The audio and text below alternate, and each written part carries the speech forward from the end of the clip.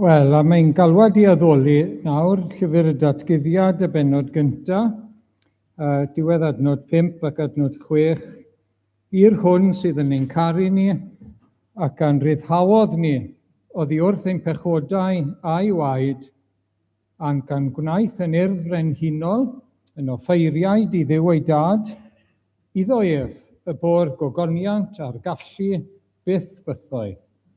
Amen. Wel, gawn ni nawr glodfori yr arglwydd gyda'r emyn cyntaf sydd gyda ni heno, a ddwynaf frenin dynol a dwyfol un, rhyfeddod nef ei hun yn ddyn ac yn Dduw.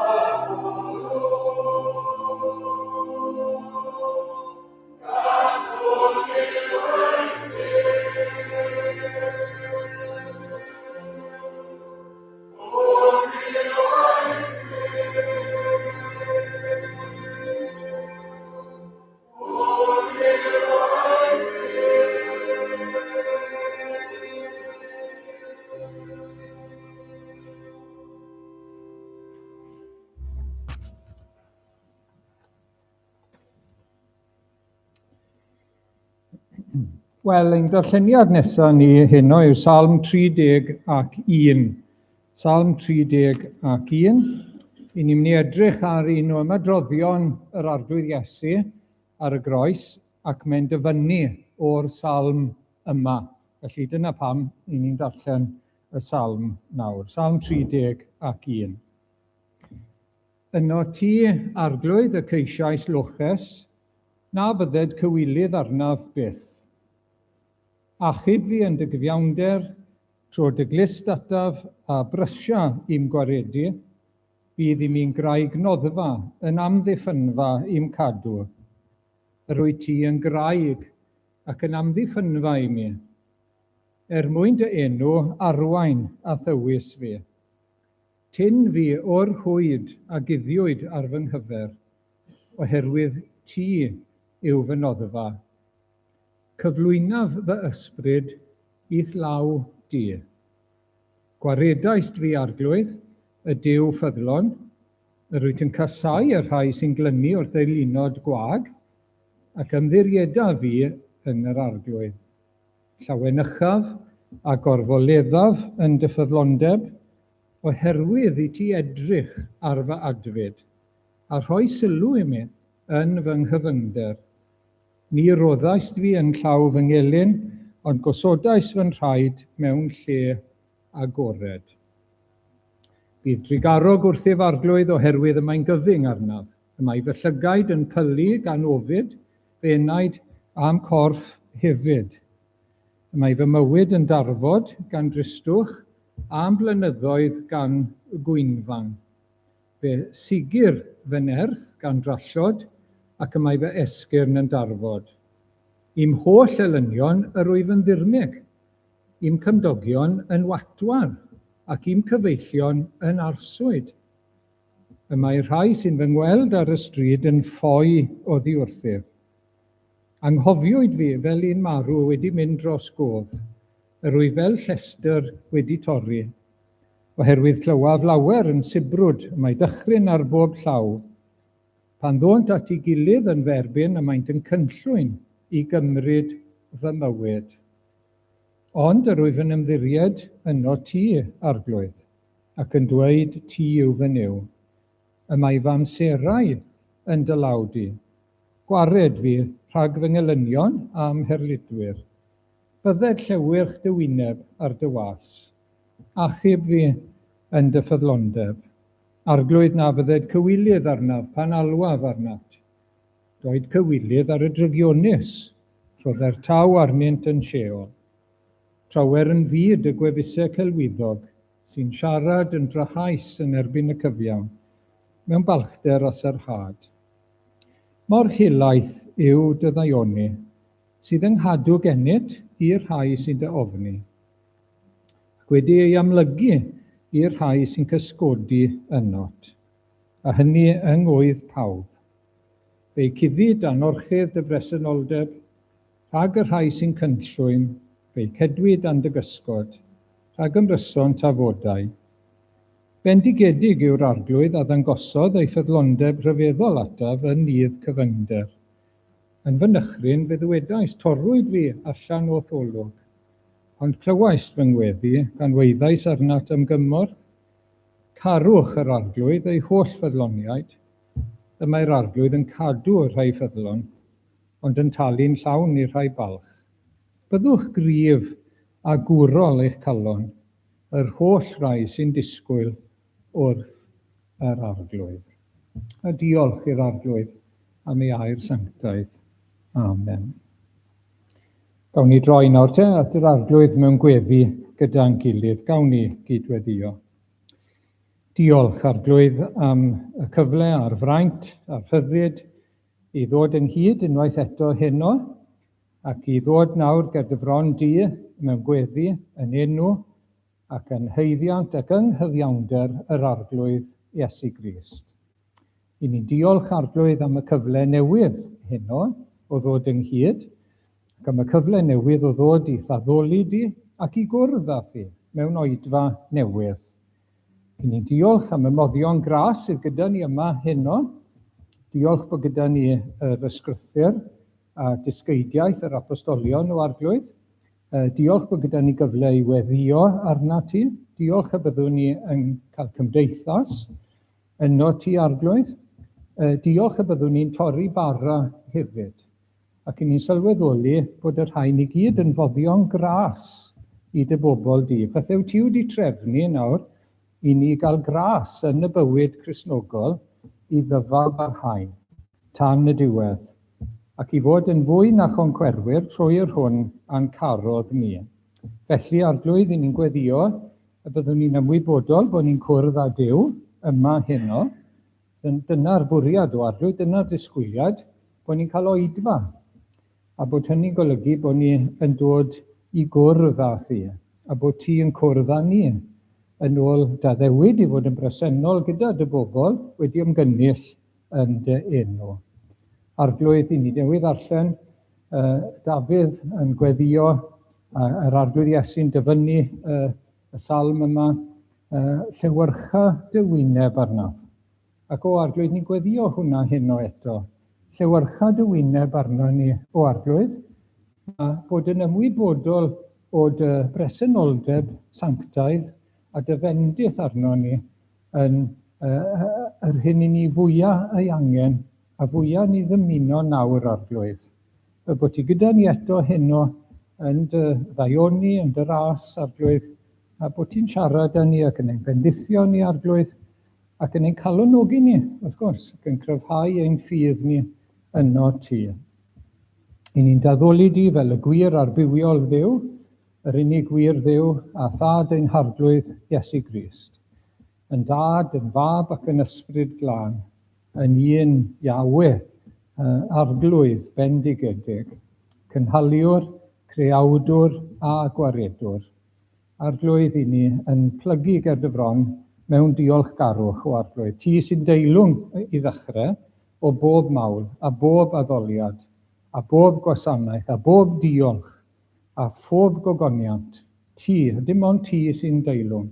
Felly cymer y clod o arglwydd, ti bia'r clod, wel cymeref o arglwydd. I ni eisiau dy ogoneddu di heno, i ni eisiau gogoneddu dy enw di o arglwydd, oherwydd bod ti'n berson bendigedig, bod ti'n holl alluog, yn holl bresennol, yn holl wybodol, yn dragwyddol, yn sanctaidd, yn drigarog ac yn rasol, yn llawn cariad a chyfiawnder, yr un pryd, yn yr efengil sanctaidd. O arglwydd, i ni eisiau dy ganmol di eto heno, a rhoi y clod i ti.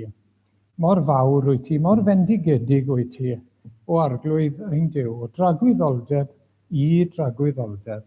Ac arglwydd mae gymaint gyda ni i ddiolch i ti amdano, i ni'n diolch am dy gynhaliaeth o arglwydd, dy ras cyffredinol, i ni'n diolch i ti am dy gynhaliaeth yn ystod yr wythnos, gyda'r clwb sydd wedi digwydd cymryd lle yma, a llawer o bethau wedi'n calonogi ni o arglwydd yn ystod yr wythnos, ond i ti yma'r diolch o arglwydd. I ni'n diolch i ti am y fraint o gael rhan yn dy waith ti. I ni'n diolch i ti am ein gilydd fel tîm o arglwydd, i gael cydweithio yng ngwaith y nedd. O, mae'n gymaint o fraint, ac i ni'n diolch yn fawr i ti. Diolch bod ni'n gallu cymeradwyo Iesu Grist, heb fod ofon. Llwn ni byth a gweud gormod amdano fe, dim yn gweud digon i ni. Diolch bod ni wedi cael cymeradwyo yr arglwydd Iesu yn ystod yr wythnos, ac i ni'n gweddio, fel ni wedi bod yn gweddio, bydd yr had nawr wedi disgyn o arglwydd ar dir da, ac y bydd na ffrwyth yn dod maes o law, gogoniant i enw di. Ger gogoniant i Iesu Grist yn arbennig bod e'n gweld o ffrwyth ei lafur, bod e'n gweld yr rhai wedi marw drostyn nhw yn dod ato fe, yn dod i gredu ynddo fe, yn dod fel y gyman nhw, ac yntau yn ei derbyn, ac yn ei cadw nhw, ac wedyn yn ei hatgyfodi nhw yn y dydd olaf. Felly mae gymaint gyda ni i ddiolch i ti amdano yr wythnos diwetha yma nawr yn benodol, heb sôn am dy ffyddlondeb di, ar hyd y misoedd trwy'r flwyddyn academaidd fel petai, gan bod ni'n dod at y gwyliau nawr, wyt ti wedi bod yn ffyddlon i ni unwaith eto. Mor dda wyt ti o arglwydd, ac i ni yn diolch i ti ac yn cydnabod hynny. Nid ni sy'n cynnal y gwaith, ti sy'n ein cynnal ni o arglwydd, i fod yn rhan o'r gwaith yma. Ac arglwydd felly, ni'n diolch i ti am yr efengil, wrth gwrs. I ni'n diolch am y ceidwad, i ni'n diolch am y bugail da, i ni'n diolch am y cyfaill gorau, yr arglwydd Iesu Grist. Ac i ni'n dymuno ei addoli fe gyda'r tad a'r ysbryd glân. Ni'n dymuno troi yn sylw, rwy'n troi fy ngolwg, troi fy wyneb, Iesu da, o bobman, ata ti. Merw blin y byd a'i bla, dywedd sydd hedd i mi. Dyna i ni am wneud hyn o arglwydd troi yn golwg at yr arglwydd Iesu Grist. Ac i ni'n gwybod a byddwn ni'n cael ein bendithio wrth i ni droi yn golwg ato fe. Felly, arwain ni a bendithio ni arglwydd. I ni'n cofio am y rai sydd methu bod gyda ni heno, rhai sydd ddim yn hwylus o'n plith ni, rhai yn disgwyl triniaeth, rhai wedi cael triniaeth o arglwydd, rhai mewn galar o'n plith. Ac i ni'n cyflwyno nhw i ti arglwydd, rhai mewn poen corfforol difrifol. I'n gwyddio dyfendith arnyn nhw, ac bod nhw'n ymwybodol ohono ti arglwydd, bod nhw yn gallu troi fel Dafydd a bod ti'n graig iddyn nhw o arglwydd. Yn graig safadwy, mewn tymhesloedd, craig a ddeil, yng ngrym y llu. O bendithia nhw, gad iddyn nhw brofi bod y gwaredwr cryf yn y rhan iddyn nhw, y rhai gwan. Diolch am gyfryngwr, gwaredwr cryf i'r gwan. Gad iddyn nhw brofi dy fod ti ar ei dyheilaw, ac felly na fyddan nhw ddim yn symud nac yn siglo. Gad i ni gyd brofi hynny bob amser. Arglwydd i ni'n cofio am waith yr Efengil ar hyd a lled y wlad yma nawr dros yr haf, yn gweddio dros y gwersyll, y gwersylloedd sy'n mynd ymlaen ar hyn o bryd. A rhai o'n plith yn gwasanaethu, rhod y fendith eto, rhod y ddiogelwch o arglwydd a bendithia. Swyddogion a gwersyllwyr o arglwydd ac bendithia, fel bod bendith parhaol, bod ffrwyth parhaol yn dod, ymywydau y gwersyllwyr ifanc. Yr un peth gyda'r treithau o arglwydd, yr un peth gyda gwaith Victoria yn cenhadwr cyswllt, a'r gwaith efengylu wedi bod yn wneud nawr yn yr wythnosau diwetha, wedi cyrraedd a siarad â gymaint o bobl, a rhai ymatebion calonogol o arglwydd. Ni yn gweddio bydd yn troi yn wir ffrwyth o arglwydd, eto cynglod i ti a bydd eglwys di'n cael ei hadeiladu yn y fan yna nawr. Ac ni'n gweddio dros i astudiaethau a'r gymdeithas mae'n cael yn y fellowship, European Mission Fellowship arglwydd, calonoga fe wrth gwrs. Helpa fe arglwydd, gweddio bydd e ddim yn llosgi mas nawr, helpa fe i bwyso arna ti cael ei gynnal yn gyson geni ti arglwydd. Bendithia fe i ni'n gweddio, ac i'n gweddio wir cawn ni ei gwmni yn nes ymlaen yn y flwyddyn nawr.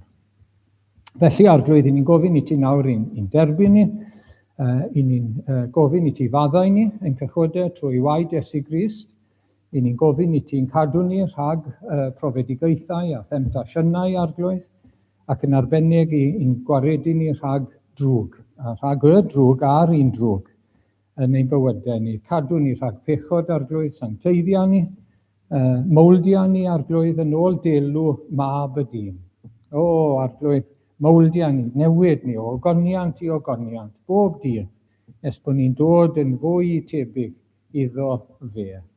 A diolch rhyw ddydd y byddwn ni yn ei weld e, ac y byddwn ni yn debyg iddo fe, ac y cawn ni fod gydag e. Pan el y byd ar dan ac edrych yn ei hyfryd wedd, gan harddach nag o'r blaen. Aros gyda ni nawr felly o arglwydd, derbyn ein diolch, derbyn y clod a'r gogoniant yn enw Iesu Grist. Amen.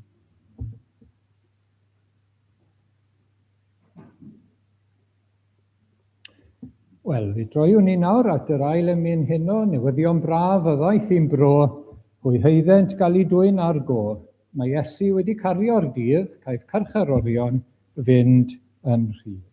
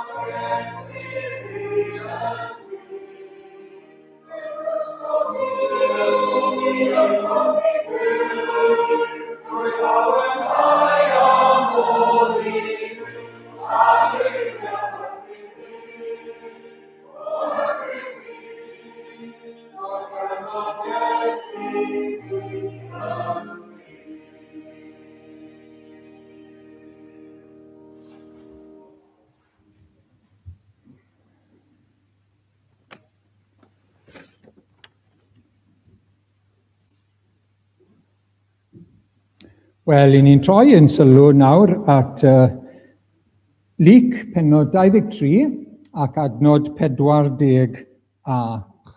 Luc pennod 23 ac adnod 46. Un o ymadroddion, wel yr ola o ymadroddion yr arglwydd Iesu ar y groes. Llefodd Iesu a llef uchel o dad i ddwylo di yr wyf yn cyflwyno fy ysbryd, a chan ddweud hyn bu farw. Wel, dyma'r olaf, wrth gwrs, o'r 7 ymadrodd nawr te ar y groes. Geiriau diwedd oes yr arglwydd Iesu yn yr ystyr hynny, ac dwi'n cofio bod gyda rhywun yn yr ysbyty yn y gogledd nawr, ac oedd e'n dod at ddiwedd i oes, ac galw am ei fam oedd e. Mae hynny'n gyffredin i rai pobl, galw am mam. Sair maen oedd e wedi bod, dyn hyfryd iawn o Bontnewydd, a galw am mam trwy'r amser, galw am ei fam. Wel, oedd yr arglwydd Iesu, wrth gwrs, mae wedi gofalu am ei fam, mae wedi trefnu yn dywe, bod Ioan, y disgyblanwyr, yn cymeryd ei fam i mewn, ac dyna ddigwyddodd o'r diwrnod yna ymlaen. Ond mae ffocws fawr ar y tad nefol, ar ei dad yn y nef.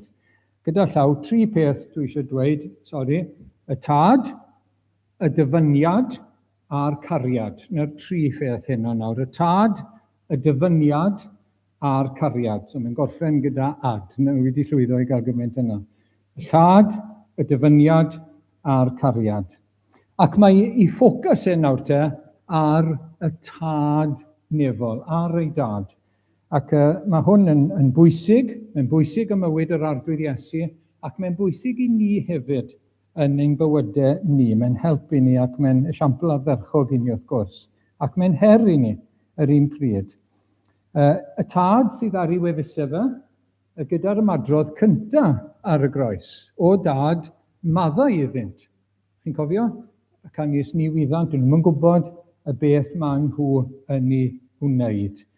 Ac yr ymadrodd ola, y tad eto sydd ar ei feddwl ac ar ei wefusau, lle mae'n cyflwyno ei ysbryd i'w ddwylo ac i'w ofal ef. Yn wir, mae'r gair dad, neu o dad, mae e'n ychwanegu y geiriau yna. Wrth ddyfynnu o'r salm, dyw'r geiriau yna ddim yn y salm. Fe sy'n ychwanegu y geiriau o dad i ddwylo di yr wyf yn cyflwyno fy ysbryd. A beth mae'n dangos, beth mae'n atgoffa ni ohono fe, bod holl fywyd, holl weinidogaeth, holl genhadaeth yr arglwydd Iesu, popeth, wedi ei fyw ger bron y tad, gyda ffocws ar y tad nefon. Ac mae hynny yn bwysig iawn i'r arglwydd Iesu Grist. Ych chi'n gweld mae'n dod trwyddo ar hyd yr amser. Pan oedd e'n 12 oed, ond nid oeddech yn gwybod mae yn hif yn had y mae rhaid i ni fod. Chi'n cofio? Ac wedyn y geiriau yma, y sleid nesaf yn Efengyl Ioan pennod 4, fy mywyd i, fy mwyd i yw gwneud ewyllus yr hwn am hanfonodd a gorffen y gwaith a osododd arno. Fe wedi bod yn siarad ar wraig o Samaria. A mae'r disgyblion wedi mynd i'r dre i ôl bwyd. Ac maen nhw'n poeni am y bwyd. Maen nhw'n ymarferol wrth gwrs. Ond mae rhywbeth pwysicach ar ei feddwl. Cyflawni ewyllus ei dad. Dyna pam wedi dod i'r byd. Dyna pam mae yma. Dyna beth mae am wneud. A dyna sy'n mynd i liwio popeth tan y diwedd. Ei dad. Plesio, cyflawni ewyllus, cadw ffocws ar y tad nefol. Ac mae'n dweud yn y 9fed bennod, dwi'n mynd dod lan, rhaid i mi gyflawni gweithredoedd yr hwn am hanfonodd i tra mae hi'n ddydd. Dyna sydd ar ei feddwl trwy'r amser. Mae'n dweud o hyd yn diwedd, dim ond llefaru geiriau y tad yma. Dwi ddim yn llefaru ohono fi'n hunan, beth bynnag dwi'n clywed gan fy nhad, dyna dwi'n mynegu i chi. Geiriau y tad mae'n trosglwyddo. A chi'n gwybod, yn Efengyl Ioan, pan mae'n siarad ei ddisgyblion nawr, cyn mynd i'r groes, pennod 14, 15, 16, mae'n sôn am y tad 45 o weithiau. Wrth iddo fe siarad a bugeilio ei ddisgyblion. Y tad. 45 o weithiau. A wedyn, ym mhennod 17, mae'n gweddio o'i blaen nhw ar y tad, wrth gwrs, y weddi a'r choffeiriadol fawr yn mhennod 17.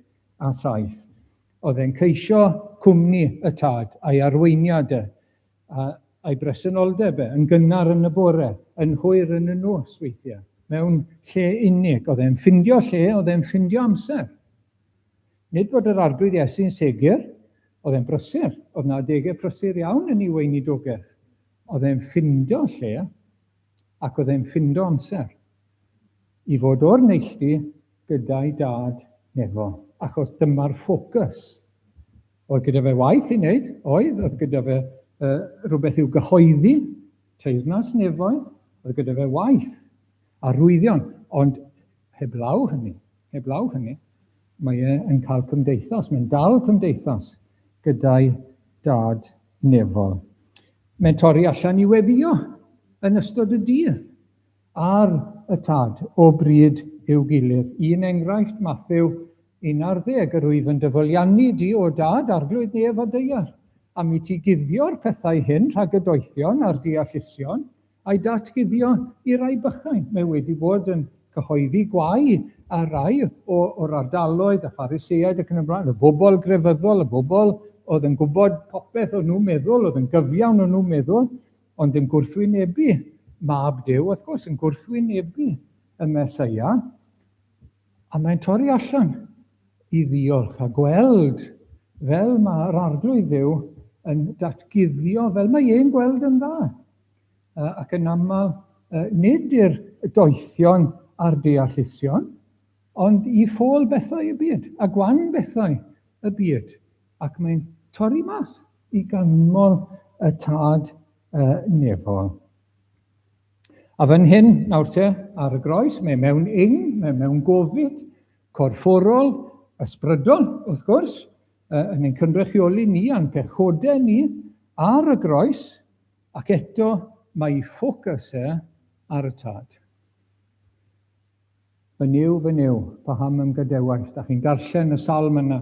Wedyn y salm yma i ddwylo di. A dyma'i ffocws A wrth gwrs, beth i ni'n gweld yw bod I ffydd fel di nawr, yn gadarn ac yn ddi-ildio. Y fuddugoliaeth yma, bod Duw y tad yn warchodwr ffyddlon iddo fe. Yw enaid yw ysbryd Ac oedd popeth yn edrych yn anobeithiol I bawb arall, fel petai yn golledig. Ond na, mae'n cyflwyno ei hunan i'r tad. Wedi cyflawni ei waith, wedi dweud gorffennwyd, yn cyflwyno ei hunan i'r tad. Ac y target audience I Iesu Grist oedd y tad. Cyn pawb arall y tad. Plesio'r tad, bodloni'r tad, diolch i'r tad, canmol y tad, dyna'i ffocws A mae hwnna yn hyfryd I weld, mae'n esiampl I ni, ond mae'n her I ni hefyd, yn dweud. Mae'n her I ni. Mor rwydd, dwi'n gwybod y brofiad, felly bod chi hefyd, yw colli'n golwg o'r arglwydd. P'un bod ni'n meddwl am y tad nefol, neu'r arglwydd Iesu ei hun, wrth gwrs. Mor rwydd yw colli golwg. Mor rwydd I feddwl, beth fydd y bobl yma yn meddwl ohono, neu beth fydd rhywun arall yn dweud, neu mae rhaid I... A colli'r ffocws, y ffocws nawr, ar ein tad nefon, ac ar yr arglwydd Iesu. Ymhopeth I ni'n gwneud, p'un bod ni'n ymwneud â gwaith yr eglwys, gwaith yr efengyl, neu bod ni ddim, bod ni ar yn gwyliau nawr, neu beth bynnag. Ond mae'r ffocws, bob amser, ar yr arglwydd. Ar ei blesio fe, ar ei gwmni fe, llewyrch I wyneb. So chi sylwi beth oedd Dafydd yn gofyn amdano, beth oedd y moyn llewyrch ei wyneb. Yn ôl y fendith aronaidd, wrth gwrs, bendithiad yr arglwydd I a chadwyd I, llewyrched yr arglwydd ei wyneb. Na'r fendith fwyaf I ni, lle bynnag I ni. Beth bynnag I ni'n gweld, neu ddim yn gweld, bod llewyrch ei wyneb. Bod ni'n ymwybodol o'i bresenoldeb, a'i wen, a'i fendith gyda ni ar ein bywydau ni. Wel, dyna pwynt cyntaf, y tad, y ffocws mae nawr te ar y tad nefol. Yn ail, y dyfyniad. Ac dyma'r ail sy'n dyfynnu o'r salmau. Wrth gwrs, trafod ar y groes. Ac felly, o leia'r ail, gallech chi weid bod na'n arall hefyd. Mae'r ysgrythurau ar ei wefusau fe wrth iddo fe ddioddau ac wrth iddo fe farw. Fel Mesaia, oedd yr arglwydd Iesu yn cyflawni llawer o'r ysgrythurau yn yr Hen Testament yn ei ddyfodiad cyntaf ac yn ei aberth ar y groes. Y rhan fwyaf, wrth gwrs, mae wedi cyflawni llawer iawn. Dwi ddim wedi cyflawni'r cyfan. Bydd y cyfan yn cael ei gyflawni pan fydd e'n dod eto. Mae yna dal proffwydoliaethau a mae fuddugoliaeth a mae deyrnasu bydd yn cael ei cyflawni yn yr ail ddyfodiad, wrth gwrs. Mae llawer wedi cael ei cyflawni yn barod. Mae'n amlwg bod e'n ymwybodol o hyn, trafod yma a trafod ar y groes. Mae'n dyfynnu cymaint o'r ysgrythurau hynny. Ond hefyd, just y ffaith yn ei fywyd, mewn argyfwng, mewn anawsterau, beth sydd ar ei wefusau, beth sydd ar ei feddwl, beth sydd ar ei galon, yr ysgrythurau. Yr ysgrythurau.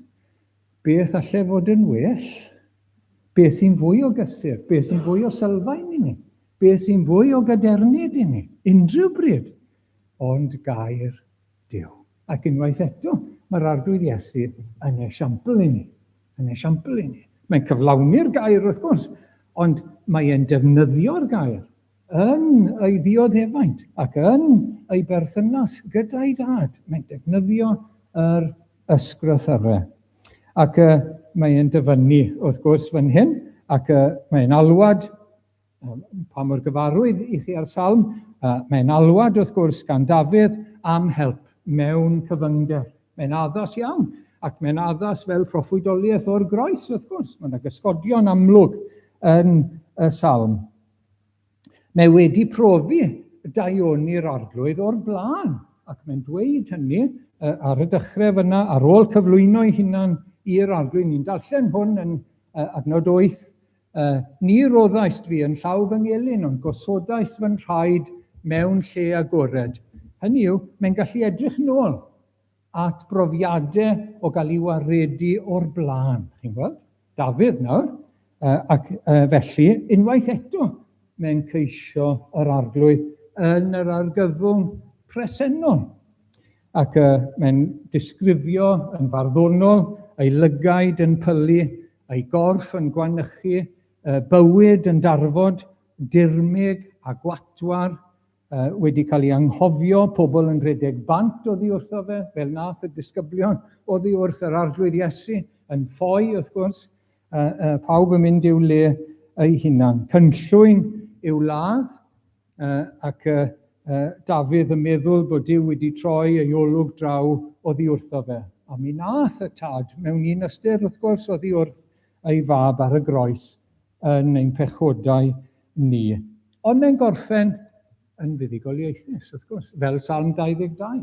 Mae'n gorffen mewn buddugoliaeth a ffydd gadarn, a disgwyliad gadarn, cynmoliaeth gadarn i'r arglwydd. Felly, y peth sy'n aros yn ymarferol gyda ni, pa mor bwysig yw gwybod yr ysgrythurau. Pa mor bwysig yw i dysgu nhw. Wel, yn wedi pan ni'n un ifancach, mae'n fwy anodd pan i chi'n mynd yn hŷn, ond mae'n mor werthfawr. A bod nhw'n dod yn rhan ohono ni. Mae fel na i ni'n meddwl wedyn ni, bod nhw'n treiddio, bod nhw'n mwydo mewn i'n meddyliau ni. Ac mae mor werthfawr, chi'n gweld, i ni'n cofio daioni'r arglwydd, i ni'n gallu dweud, fel mae wedi bod yn gymorth o'r blaen, i ni'n gallu cofio wedyn ei addewidion i ni, mewn gwahanol sefyllfaoedd. Ymddiried yn llwyr yn yr arglwydd, paid a dibynnu ar dy allu dy hunan. Bydd e'n cadw dy ffyrdd di yn union. Bwrw dy faich ar yr arglwydd ac feth gynnal y di. Mae gymaint ohonyn nhw, a maen nhw werthfawr iawn. Ac mae yna waith o hyd i wneud. Mae'n waith gyson i ddarllen y gair yn gyson fel bod e'n dod yn rhan ohono ni. Falle dros yr haf, gewch chi fwy o amser. Wel, defnyddiwch e.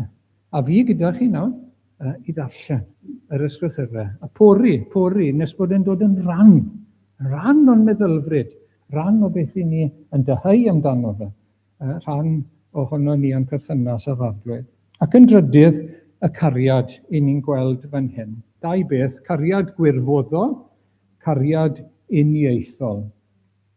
Just i'n atgoffa'n hunain, i ni'n ei ddweud yn aml, ond mae eisiau ddweud yn aml, mae'r arglwydd yn cyflwyno ei fywyd, chi'n gweld?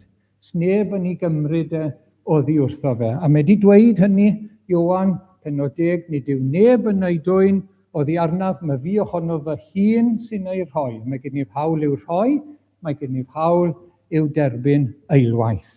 Mae'r hen syniad mae gan rhai bod Duw yn cosbi ei fab mewn ffordd greulon, bod e'n abusive yn cosbi ei fab ar y groes, yr hen syniadau gwirion yna. Ond maen nhw'n anghofio, chi'n gweld, geiriau fel y geiriau hyn. Oedd y tad a'r mab yn hyn gyda'i gilydd. Gyda'i gilydd, mae o'i fodd yn cyflwyno ei einioes. Mae wedi dod i'r byd, nid i'w wasanaethu, ond i wasanaethu, dyna pan ddath e. A beth? Rhoi ei einioes yn brydwerth dros lawer. Sneb yn ei gymryd oddi wrtho fe. Dwi ddim yn erbyn ei ewyllus.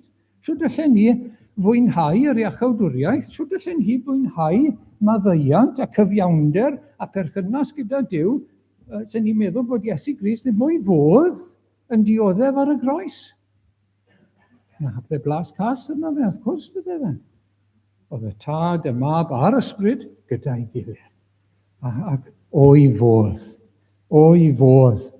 Ac mae yna emyn bach, sori i'r cyfieithydd, gadawai'r nef o'i fodd.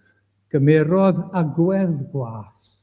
Ffrwyth y cyfamod hef o ryfedd ras. O'i fodd.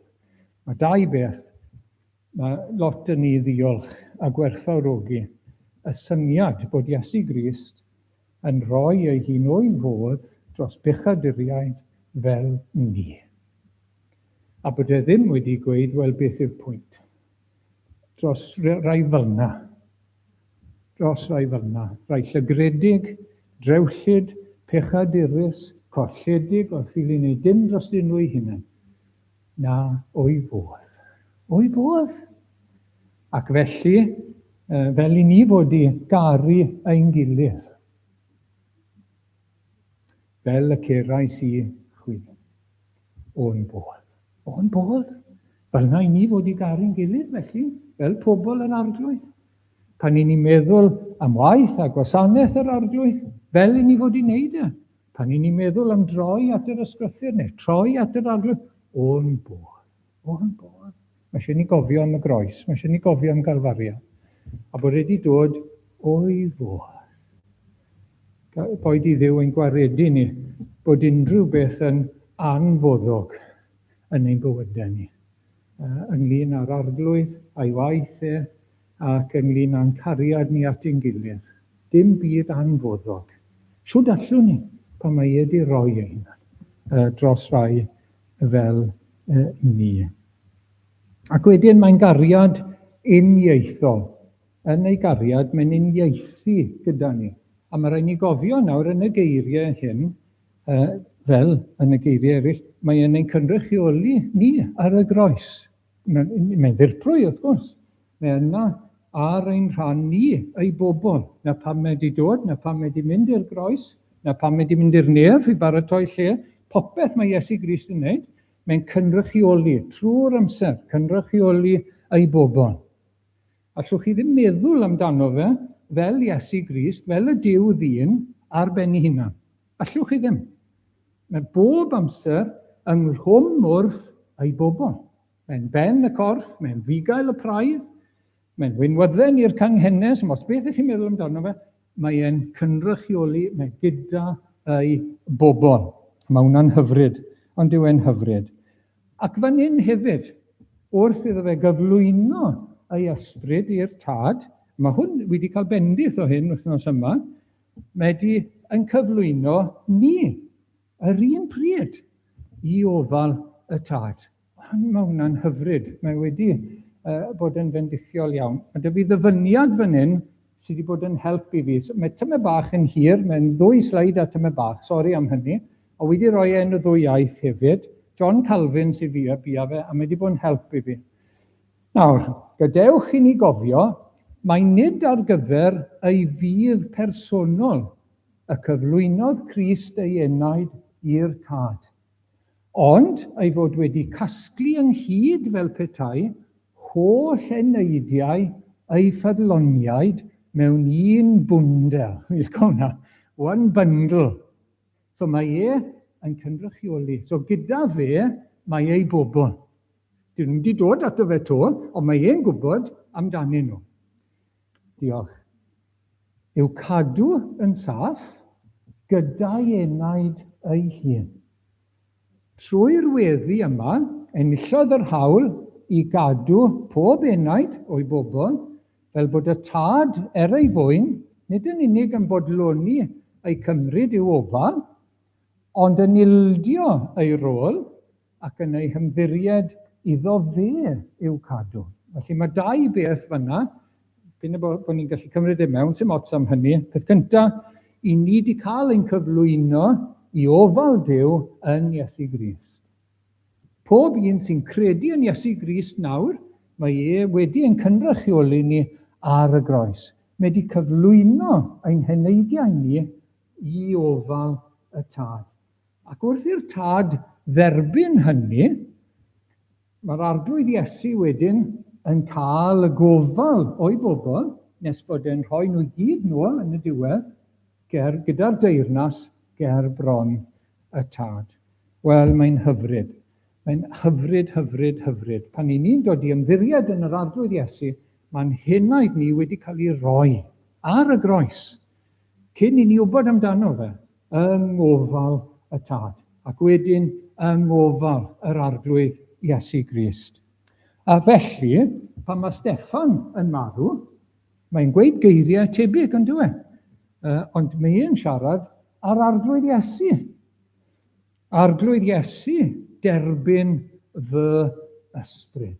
Mae'n ymwybodol bod e'n gallu cyflwyno ei hunan, bod e yng ngofal yr arglwydd Iesu, trwy hynny bod e yng ngofal y Duw. A chi'n meddwl wedyn am eiriau'r arglwydd Iesu fel y bugail da, rwy fi'n rhoi bywyd tragwyddol iddynt ac ni all neb ei cipio hwy allan o'm llaw i. Ac wedyn mae'n dweud yn syth, mae fy nhad a'i rhoddodd i mi yn fwy na phawb, ni all neb ei cipio allan o law fy nhad. Mae'r fath ddiogelwch a sicrwydd fan hyn, os gallwn ni weld y bydd yr arglwydd Iesu yn ein cadw ni ac ynddo fe i ni yn llaw Duw ac i ni'n ddiogel. Ac mae'r diogelwch na'n dod o'i aberth droson ni ac o'i gyflwyniad o'i hunan ar ein rhan ni ger bron ac i'r tad. Ac mae di addo, chi'n gweld, pan ni'n dod ato fe, bydd e ddim yn ein gwrthod. Pob un sy'n dod, dyw e ddim yn gwrthod, ond mae'n derbyn.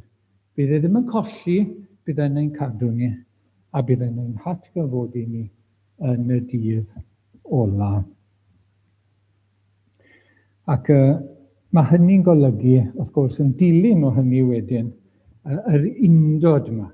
I ni'n cael ein huno i Iesu Grist, yn ni'n dod i hwnna trwy ffydd, wrth gwrs, mae wedi'n cynrychioli ni ar y groes, mae wedi cymryd ein lle ni, mae wedi'n cynrychioli ni ar y groes, a trwy ffydd i ni'n dod i brofiad o'r undod yma gyda Iesu Grist. Ac i ni'n un ynddo fe, ac i ni'n un ar tad, yr un pryd. Felly, Ioan 20:17, yr wyf yn esgyn at fy nhad i, a'ch tad chwi, fy niw i, a'ch Duw chwi. Trwy Iesu Grist, mae e'n dad i ni hefyd, ac mae'n dduw i ni hefyd. Ac mae hynny'n golygu bod y tad yn ein caru ni fel mae wedi caru ei fab. Meddyliwch am hwnna te. Bod ni yn Iesu Grist, a bod y cariad sydd gan y tad at y mab yn llifo ato ni trwy'r arglwydd Iesu. Dyma ni, mae fi yn ddynt hwy, a thydi y tad yno fi, a hwythau felly wedi ei dwyn i undod perffaith, i ni yn Iesu Grist, a Iesu Grist yn y tad, i ni yn y mab a'r tad, yn un. Mae'n undod perffaith. Mwyn i'r byd wybod mae tydi am hanfono fi, ac i ti ei caru hwy fel y ceraist fi. I ni'n dod i gariad anfeidrol y tad yn yr arglwydd Iesu Grist. Ac felly, i ni yn ddiogel ynddo fe. Mae di'n cyflwyno ni. I ni'n ddiogel nawr yn yr arglwydd Iesu Grist, achos wedyn ni yn ei lawe ac i ni yn llaw y tad. Beth bynnag i ni'n wynebu ar hyn o bryd. Beth bynnag sy'n mynd mlaen yn ein bywydau ni ar hyn o bryd. Os i ni yn Christ, i ni'n ddiogel. Ni wedi cael ein cyflwyno, i ni'n ddiogel yn ei law Ac bydd e'n cyflawni ein holl anghenion ni. Yn cofio beth mae Paul yn gweud? Bydd fy niw i, Duw chi, yn cyflawni eich holl angen. Popeth sydd angen arno ni i fynd ymlaen, i ddyfalbarhau, tan y diwedd. Bydd e'n cyflawni ein holl anghenion ni, i ni'n ddiogel ni wedi cael ein cyflwyno yn Iesu Grist i'r tad. Ni yn ei law ac i ni yn llaw y tad. Wel, na fe, diolch i'r arglwydd am ei air a'r geiriau ola yma gan yr arglwydd Iesu ar y groes. Ac iddo fe y bwr clod a'r gogoniant. Amen. Wel, gawn ni droi at yr emyn nesaf, llais hyfryd tra dras sy'n gweiddi dihangfa yn rhwyfau mab Duw bechadur mae'n noddfa.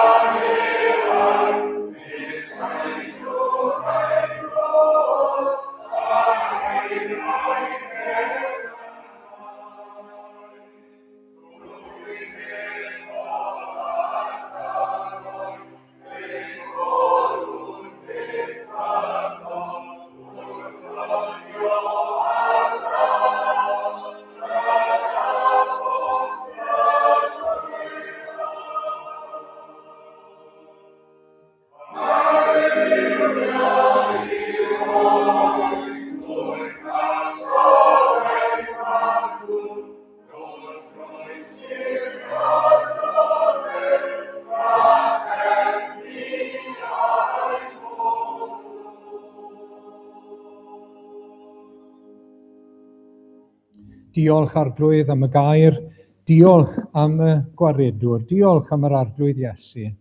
Diolch am iddo gyflawni ewyllus y tad yn berffaith, reit lan at y diwedd, ar ein rhan ni.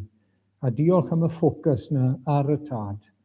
Ac o arglwydd i ni'n diolch fel oedd yn dyfynnu yr ysgrythurau, a bod hynny yn gymaint ran ohono fe. A diolch am ei gariad o arglwydd ar ein rhan ni wrth gwrs. Ei gariad yn bodloni roi ei hunan ac yn ein cynrychioli ni ar groes Calfaria. Derbyn ein diolch a derbyn ni. Bendithia ni'n mhellach yn y cymyn yn enw Iesu Grist. Amen.